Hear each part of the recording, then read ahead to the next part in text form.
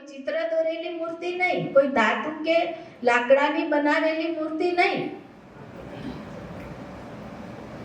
અહીંયા એ વાત છે. આપણા દેશના માનવીઓને આની જરૂર છે. ભલે અડધી કલાક, કલાક, 2 કલાક, 3 કલાક, પછી તમને જ એક ગૃહસ્થા ધર્મની અંદર આનંદ આવે છે કે જ્યારે પરિબ્રહ્મ પરમાત્માની અંદર તમારી ઇન્દ્રિયો લવલીન થઈ, મરતાના અંત સુધી જો મન આસક્ત રહે વિષયમાં અને એમાં જ લોલુપ રહીને ગઈઢું શરીર થાય તો એ તુચ્છ વિષયોની ઈચ્છા કરે તો ધિકાર છે એવા મનુષ્યને. તો પછી આ પૃથ્વી ઉપર એને મનુષ્ય નથી કહેવાતો, એને પામર કહેવાય છે, એને અધમ કહેવાય છે. એ પશુના તુલમાં એની તુલના થાય છે. કેમાં થાય છે? ભલે ઈશ્વરનું એને રૂપ મળ્યું છે, ઈશ્વરનું રૂપ તમારી પાસે છે, પ્રાણ, પ્રકૃતિ, જીવાત્મા અને પરમાત્મા. મને અનુભવ છે, મને દેખાય પણ છે કે છે ને છે. ભલે તમને કદાચ મારો રસ પરિપૂર્ણ ન હોય તો કદાચ જે મારી પાસે નથી આવ્યા, જેને આ રસ ચાખ્યું નથી, આ તો વગર જીભે રસ ચાખવા જેવો છે અને વગર આંખે રૂપ સ્વરૂપ જોવા જેવું છે અને વગર પગે ચડી જવા જેવું છે.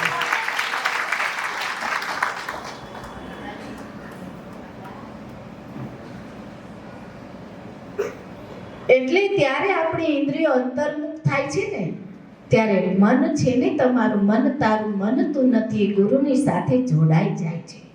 અને જ્યારે પરમ ગુરુની સાથે, હરિગુરુ સંત સાથે યોગયુક્ત થાય છે ને, ત્યારે એ મન એકાગ્ર બની અને મન ન રહેતા પરમાત્મા રૂપ થઈ જાય છે અને બહારની દુનિયામાંથી મન અંતર્મુખ થતું જાય છે અને પરિબ્રહ્મ પરમાત્મામાં લીન થઈ જાય છે. આ ભજન કરજો. આપણું હિન્દુ રાષ્ટ્રીય ભગવદ્ ગીતા ગ્રંથમાં બ્રહ્મરંધ્ર કીધું, માણસ શબ્દના રૂપમાં વાંચી લ્યો. ભગવાન અર્જુને કે મન મારામાં રાખી, નહીં કે ભગવાનની સામે પથ્થરની મૂર્તિ હતી, નહીં કે બનાવેલી હતી. ભગવાન હરિગુરુ સંત પરિબ્રહ્મ પરમાત્મા જેને કહેવાય, યુગ પુરુષ કહેવાય, પણ પુરુષ સાધારણ નહીં, પણ પરમ પુરુષ, પરમેશ્વર પુરુષ. પણ જ્યારે આપણી ભારત ભૂમિકા ઉપર હતા ત્યારે એ કોઈ બનાવેલી મૂર્તિ નહોતી. મૂર્તિ તો હવે બની છે, એ કોઈને સાચી ખબર નથી. પણ જેને જેને મળ્યા છે ને, એને આ રસાયણ પરિપૂર્ણ અનુભવી તો લીધું છે, પણ એ જ્ઞાના અમૃતને ચાખી લીધું છે. ઓલી ગંગામાં આપણે જાય છીએ, દરિયામાં મળે છે, છતાં એ દરિયાનું પાણી ચાખીને તો ખારું મળતા છે, તૃપ્તિ થતી નથી. પણ એ જ ગંગા નદીનું પાણી દરિયામાં ભલે ભળી જાય, પણ સૂર્યના તાપથી જ્યારે તપે છે ને, વરાળ રૂપે આકાશમાં જાય છે, વાદળા બનીને જ્યારે વાલો વાદળા રૂપે મેઘ બનીને વરસાવે છે, ત્યારે આપનું જીવન કેવું બની જાય છે. અને નો વરસાવે તો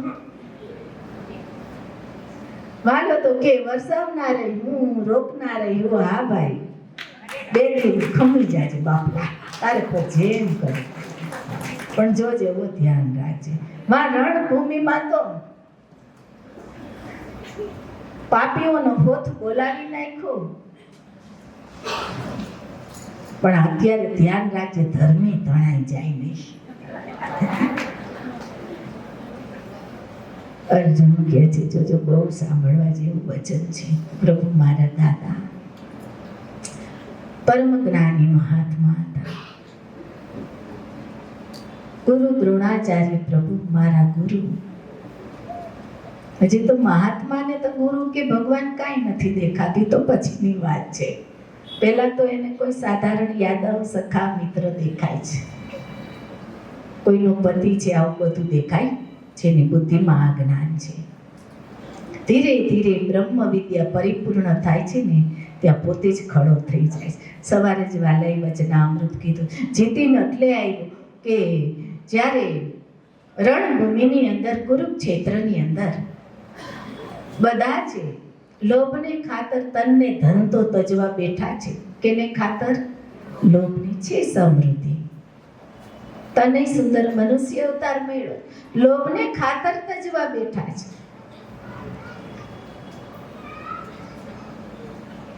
ભગવાન શું કહે છે? અર્જુનને એક જ જ્ઞાન દ્રષ્ટિ આપે છે કે જે ભૂલ્યો તો ને એને જ પ્રગટ કરે છે. હે અર્જુન, દેહ અને આત્મા. ત્યારે અર્જુન ભગવાનને વિશ્વરૂપ જોવે છે એટલે જીતીને આવ્યો. અને ઓલા બધાએ ભગવાનને કેવા જોયા હતા? સાધારણ જોયા હતા. એને કોઈ દ્રષ્ટિ હતી નહીં. એટલે લોભને ખાતર તન અને ધન પ્રાણ તજવા બેઠા છે. એટલે ભગવાન કે મૂર્ખ છે.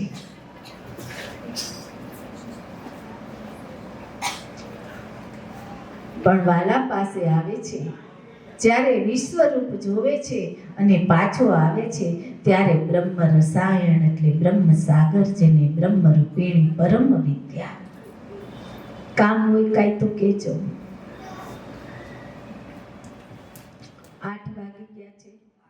ત્યારે એકમાત્ર અંતકરણ પોતાનો, જે અંતકરણ કીધું, જે સંસારમાં થઈ જીવાત્મા અવગત્ય થાય છે, એ અને 5 જ્ઞાન ઇન્દ્રિય અને 6ઠું મન આ પરમાત્મામાં લીન થઈ જાય છે.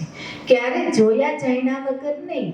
ગુરુ મહારાજ પેલા બતાવે છે, એનું જ્ઞાન આપે છે, એને પ્રગટ કરે છે નાખટમાં, અને પછી એને લીન કરે છે. આ કોઈ અનુભવ વગરની વસ્તુ નથી. એટલે જ ભગવાનને કહેવું પડ્યું કે અર્જુન, વિજ્ઞાન સહિત અનુભવ જ્ઞાન કહું. મૂર્તિ પાસે આપણે જાય છીએ તો આપણે કાંઈ શ્રવણ કરી શકતા નથી ને આપણને કોઈ કાંઈ કહેતું કે કહે છે ના.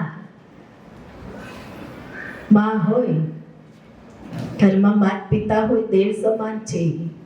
એટલે જ કીધું છે, ગુરુ માત પિતાની ભાગ્યમાં હોય એને સેવા મળે છે. ગુરુ સેવા જન બંદગી હરિ સુમિરણ વૈરાગ. વૈરાગ વિષય પર વાત કરવાની રહેતી છે. એ ચારું તબ મિલે જો હોય પૂરા ભાગ્ય.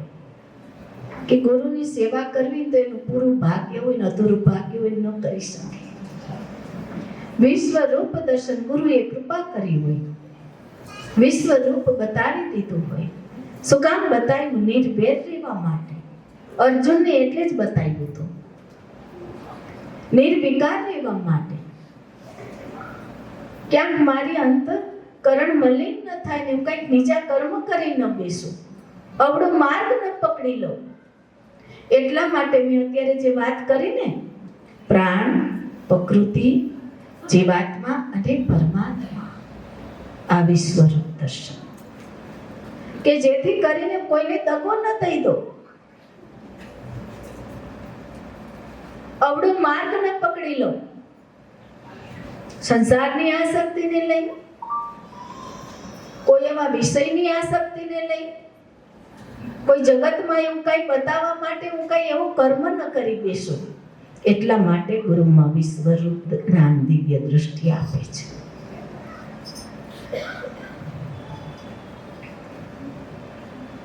અને ત્યારે આનું જ્ઞાન તમને થાય, તમારી પ્રકૃતિનું જ્ઞાન થાય છે, તમને જીવાત્માનું ભાન થાય છે, અને જીવને જાણી જોઈ છો.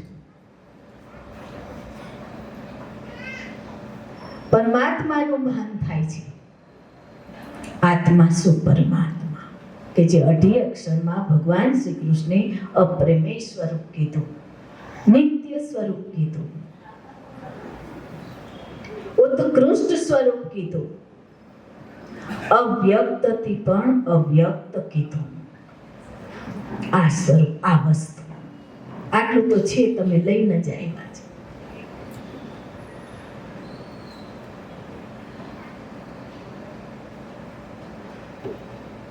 અને હાલે તમારી પાસે છે, હાલ પણ એને પ્રગટ કરવા માટે સૂઝવી છે. અને એની અંદર જે તમે છો, ત્યાં ભગવાન શ્રી કૃષ્ણ બોલ્યા છે કે હે અર્જુન, એટલે તમને સંબંધ છે, કોઈ જગત બીજાને સંબંધતા નથી. આપણો વેદ રહ્યું ને, આપણને સંબંધ છે. હે અર્જુન, જ્ઞાનરૂપી વહાણ અને જ્ઞાનરૂપી અગ્નિ. જ્ઞાનરૂપી જો વહાણ મળી જાય તો આ પાપરૂપી સમુદ્ર તરી જાય. એનાથી કે જે તારી પાસે દોલત છે ને, પ્રાણ, પ્રકૃતિ, જીવાત્માની પરમાત્માનો આશ્રય લઈ લે. તારી પાસે જ છે. અને ત્યારે બે દેહ રહેતા નથી. ગોતશો તો હાલે મળશે નહીં. તમે તમને ગોતશો ને તોય નહીં મળે. આમાં ગોતી લ્યો તમને. તમે જ્યાં બેઠા છો ત્યાં તમે તમને ગોતી લ્યો.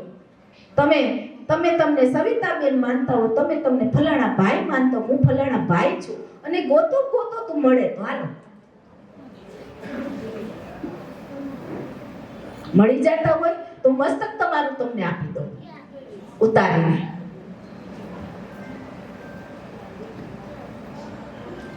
તમે ક્યારેય મળશો નહીં. ફલાણા બેન છું, હું સ્ત્રી છું, હું પુરુષ છું, નહીં મળો. ગોતો મળો તો ગોતો. આટલાની અંદર મેં આટલા મુદ્દા બતાવ્યા, એની અંદર એમાં તમે કોણ છો ને આજ વિચારવાનું જ ખાલી, અને તમારે જાગવાનું છે. આ મુદ્દા તો છે ને આટલા કે નથી? પ્રાણ, પ્રકૃતિ, જીવાત્મા અને પરમાત્મા. જીવ, ઈશ્વર, માયા અને ચોથું પદ વિનાશી.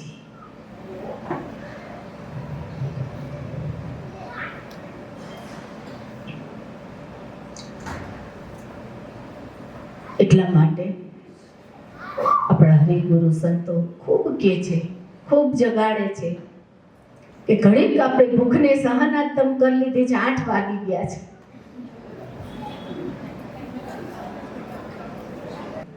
તમારું મન પણ ક્યારે એમ નહીં. હમણાં ભાઈ બોલ્યા કે જો મઢી લ્યો ને એને હરિનામ ગુરુ નામથી, તો એ મઢાઈ ગયા પછી એના કટકા થતા નથી આ કાયાના. કે એકવાર મઢી ગયો અને ત્યાર પછી કીધું છે કે તારી આંખ બ્રહ્મ છે, તારી નજર સામે. એટલે હરિગુરુ સંત આપણી દ્રષ્ટિ ફેરવી નાખે છે. બ્રહ્મ આકાર દ્રષ્ટિ આપે છે, જેને કહેવાય દિવ્ય દ્રષ્ટિ. અને બ્રહ્મ રૂપ બતાવે. સૌથી પહેલા વિશ્વ રૂપ દર્શન યોગ.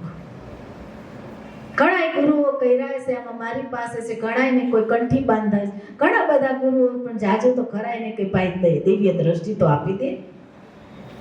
મને જ્ઞાન ખલકું તો આપ. નિરખી પરીખીને ગુરુ કરીએ ભાઈઓ, નિરખી પરખીને ગુરુ કરીએ. આપણા સાચા સંતો બોલ્યા છે. જ્યાં આવે અહીંયા ગુરુ કરી ન લેવાય. આ તો ધર્મને ધંધો બનાવી નાખ્યો છે. પણ જો આટલું તમે વિચાર કરી લેશો તો પાછા વળી શકશો. મહાધર્મમાં આનંદ લેશો, મહાપદમાં, મહાધર્મમાં, કે જે આપણો મૂળ સનાતન ધર્મ છે. ચિત્તની મધુરતાથી, બુદ્ધિની સ્થિરતાથી આપણું ચિત્ત મધુર બને છે. ત્યારે પરમાત્મા સાથે અલિંગન થાય. એમનું ધ્યાનમૂલમ ગુરુમૂર્તિ, પૂજામૂલમ ગુરુપાદક. આપણે એમ કહીએ કે આપણે બધું કરેલે નહીં થાય. ગુરુની પૂજા એટલે ગુરુની ચરણની સેવા, તન, મન અને ધનથી. આ પૂજા કીધી છે.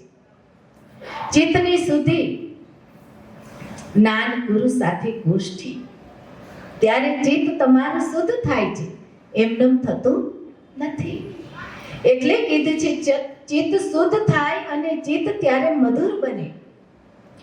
ત્યારે સ્થિરતા આવે. શું આવે છે? સ્થિરતા. કોની? આપ સ્વયંની સ્થિરતા. આપ તો છો ને. હમણાં જ માએ વાત કરી તમે છો. અને ત્યાં જ આપણને ભગવાને શાન કરી કે અર્જુન, એવું તમને નામ સંબોધીને કીધું કે તું કદી ન હતો એવું. વાલાએ માએ તો હમણાં તમને શાન કરી દીધી. પ્રાણ, પ્રકૃતિ ને પરમાત્માની બીચમાં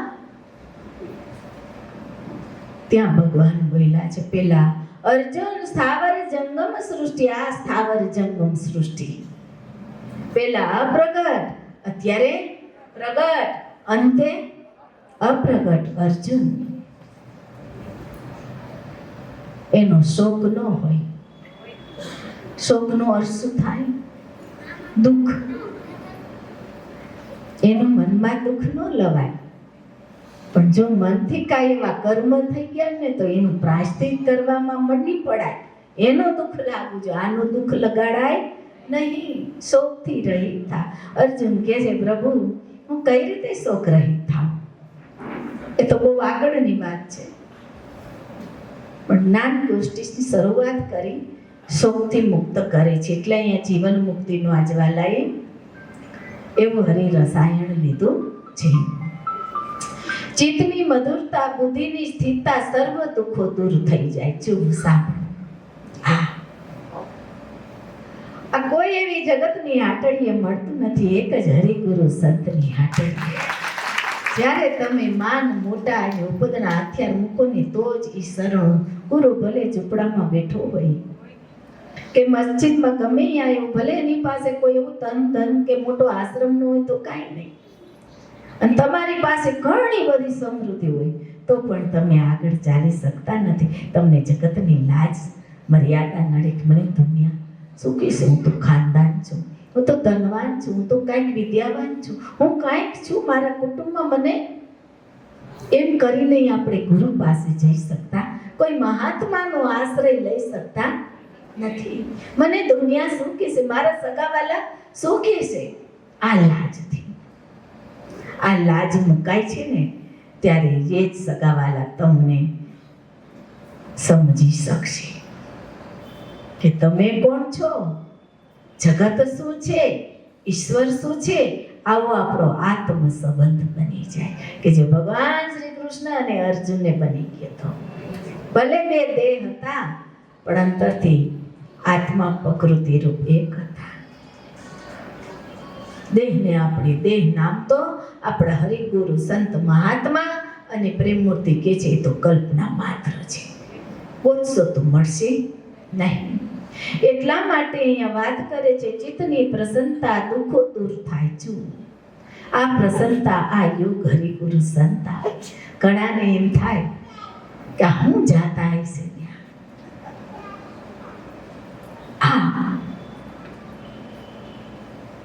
આ લેવા જાય છે, આ લઈ આવે છે. શું કે જરૂર જ છે? જેમ આપણા દેહને અન્નની જરૂર છે અને અન્ન પ્રાણ વગર, પ્રાણને અન્નની જરૂર છે અને પ્રાણ વગર દેહ ટકી શકતો કે ટકી શકે? પ્રાણ વગર શરીર રહેતું નથી. અને પરમાત્મા તો દેખાતો જ નથી તમને. એ દ્રષ્ટિ દિવ્ય દ્રષ્ટિ કીધી છે. સ્થૂળ આંખે તું મને જોવા સમર્થ નથી, હું તને દિવ્ય દ્રષ્ટિ આપું જેના દ્વારા જોજો. ખાસ ધ્યાન દેજો, વાલો તો ન્યારું ન્યારું જ છે. શિષ્ય હે અર્જુન મનને કહે છે, ન અર્જુનના તનને કહે છે, ન એના પ્રાણને કહે છે, ન એની ઇન્દ્રિયને કહે છે, સ્વયં અર્જુનને જગાડે છે, મનને. કે હે અર્જુન, સ્થૂળ આંખે તું મને જોવા સમર્થ નથી, હું તને ઈશ્વરીય યોગ આપું. કયો યોગ? ક્યાં છે? ક્યાં છે? આટલોય છેટો નથી તમારાથી, આટલોય છેટો નથી. અને આ ઈશ્વરીય યોગ આપ્યા પછી જ એવી પ્રેમની મૂર્તિ જેને કહેવાય, એવી કરુણાના સાગર મંગલકારી, એવી પૂર્ણ પુરુષોત્તમ મૂર્તિ તઈએ ઓળખાય. હે અર્જુન, ઈશ્વરીય યોગ આપો કે જેના દ્વારા તું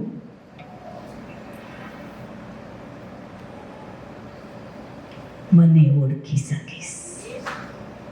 વિચાર કરો, ઘણી આપણે અહીંથી જાય, લંકાએ જાય કે ની અયોધ્યામાં રામના દર્શન જાય છે, માણસો પાસે ધન હોય લંકા પહોંચે છે.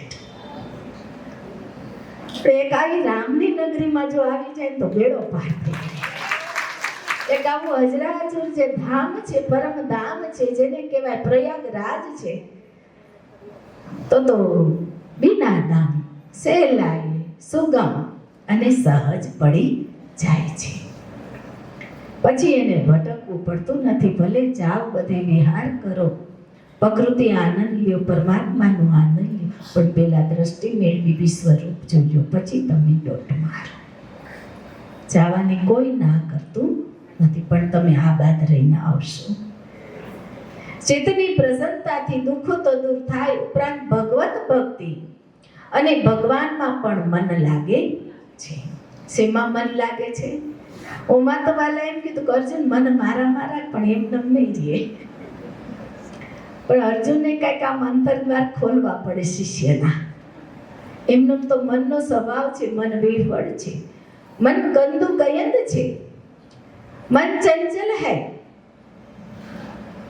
મન હરાયા ઢોર જેવું છે, એને હરે ગુરુ સંત સતના ખીલે બાંધી દે છે. એ મન તમારો આખો જન્મારો બગાડી નાખે છે. આ જન્મ તો ઠીક, અનંત જન્મ બગાડી નાખે. એવા મનને હરિ ગુરુ સંત સમજે છે અને એને ખીલે બાંધે છે. સાધારણ ખીલું નથી હોય. કબીર સાહેબ એની ઉપર બહુ બોલ્યા છે.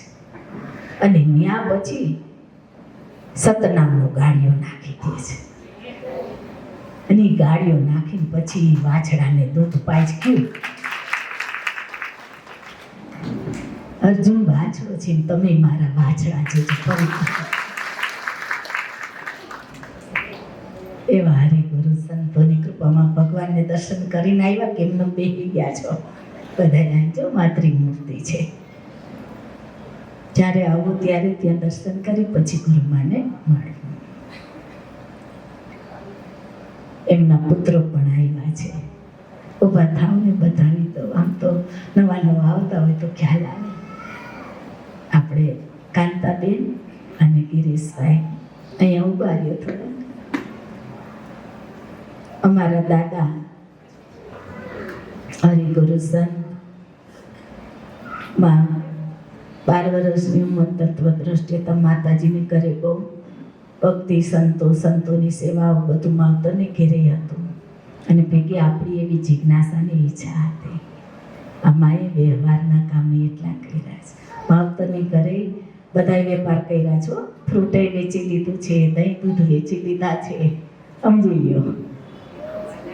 હા, અને એવા પારખું કે પપ્પા એમ કે બટા મશીન છે તારે હલાવવાનું છે. બોલો 10 કેન લઈને આવે ને બાલો ખાલી હથેળીમાં દૂધ લઈને કહી દે ભાઈ તારું આટલા પેટનું દૂધ છે, નહીં આવે. અમારા પિતાશ્રીની વાત કરું. ફ્રૂટમાં એ મને કે તમે પારખી લ્યો ફ્રૂટ. જ્યારે ફ્રૂટનો ધંધો કરતા સંકટ તો ઘણા આવ્યા. અને તઈએ રતન પાકે એમને પાકતા કે આ ઉદ્યોગપતિને ઘેર રતન હતા નથી. કેવા સમૃદ્ધિવાનને ઘેર રતન હતા નહોતા. નારી ન જાણીએ તો રતન કી ખાને, ન જાણીએ નરક કી ખાણ. કે નારી નરક કી ખાણ નથી, वो तो રતનની ખાણ છે. આપણા હરિગુરુ સંત બોલ્યા છે.